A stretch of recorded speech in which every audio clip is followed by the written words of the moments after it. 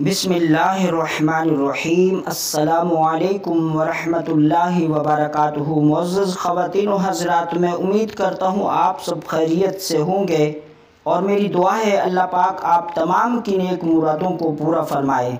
नाज़रीन, आज की वीडियो में मैं आप हज़रात को रमज़ानुल मुबारक के पहले अशरे में जो वजीफ़ा करना है वो बताऊँगा। ये वजीफ़ा बहुत ही मुजर्रब और आसान और मुख्तसर सा अमल है। ये सूरत कौसर का अमल है। दोस्तों, बुज़ुर्गान दीन ने तो वैसे इस सूरत कौसर के काफ़ी वज़ाइफ बयान किए हैं। मैं उन तमाम वज़ाइफ की तरफ नहीं जाना चाहूँगा। मैं आपको सिर्फ़ आज की वीडियो में एक वजीफ़ा बताऊँगा।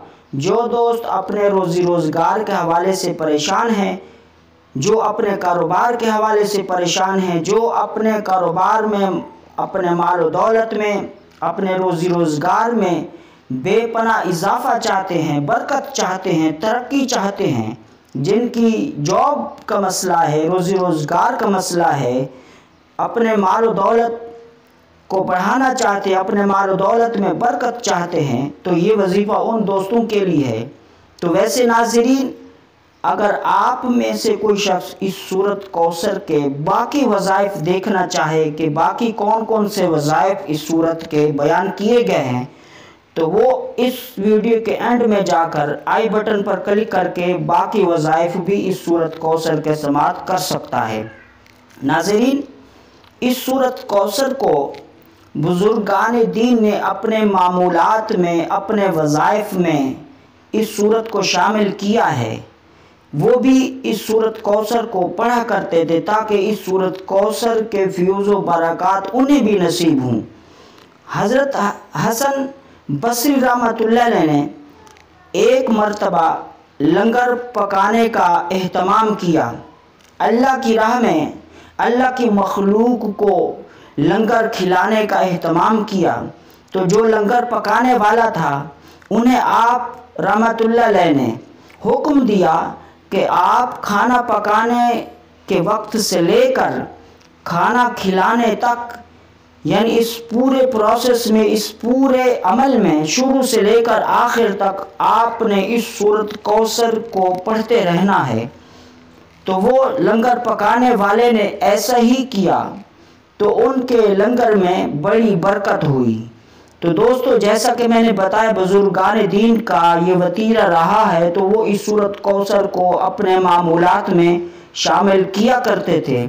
तो आज मैं आपको एक मुख्तसर सा छोटा सा वजीफ़ा बताता हूँ। जो दोस्त रोज़ी रोज़गार के हवाले से परेशान हैं, अपने माल व दौलत में, अपने कारोबार में मज़ीद तरक्की चाहते हैं, माल व दौलत की फरावानी चाहते हैं, अपने रिज़्क़ में बेपनाह इजाफ़ा चाहते हैं, तो वो दोस्त इस अमल को करें। किस तरह से करना है? फजर की नमाज की अदायगी के बाद, फजर की फ़र्ज़ नमाज के बाद, दुआ करने के बाद, चाहे आप अपने घर में आ जाएं या घर में बैठे हैं तो वहीं बैठे रहें। अगर आप मस्जिद में नमाज़ पढ़ने जाते हैं तो वहीं पर करना चाहें तो वो आपकी मर्ज़ी है। अव्वल और आखिर एक बार दरूद इब्राहिमी पढ़ लें और उसके बाद 129 मरतबा सूरत कौसर को पढ़ना है।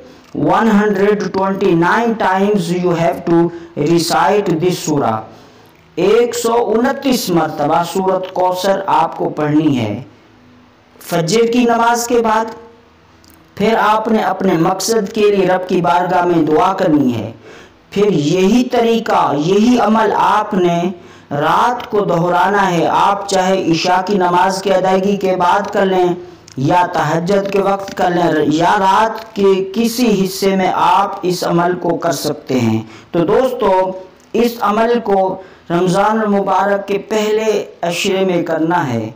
और अगर कोई दोस्त ये चाहता है कि मैं कोई और वज़ाइफ ना करूं, बस मुझे रोज़ी रोज़गार के हवाले से बरकतें नसीब हों, मेरे रोज़ी रोज़गार में इजाफ़ा होता रहे, मेरे माल व दौलत में बरकत होती रहे, तो उसे चाहिए कि वो इस सूरत कौसर के इस वजीफ़े को सारी ज़िंदगी के लिए, हमेशा के लिए भी पढ़ सकता है।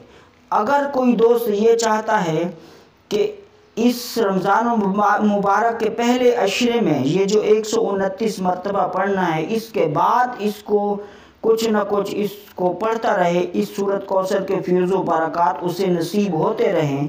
तो उसे चाहिए कि रोज़ाना फजर की नमाज के बाद 11 बार पढ़ ले, तो इस सूरत कौसर की बरक़ात भी उसे नसीब होती रहेंगी। लेकिन दोस्तों, ये जो वजीफ़ा बताया है इस रमज़ान मुबारक के पहले अशरे में रोज़ी रोज़गार के लिए, अपने माल दौलत में बरकत के लिए, तो इसको 129 मरतबा आपने करना है, फिर अपने मकसद के लिए रब की बारगाह में दुआ करनी है। तो दोस्तों, मैं उम्मीद करता हूँ आपको ये हमारी आज की वीडियो पसंद आएगी, और आने वाले नए दोस्तों से गुजारिश है कि हमारे इस इस्लामिक चैनल को सब्सक्राइब कर लें।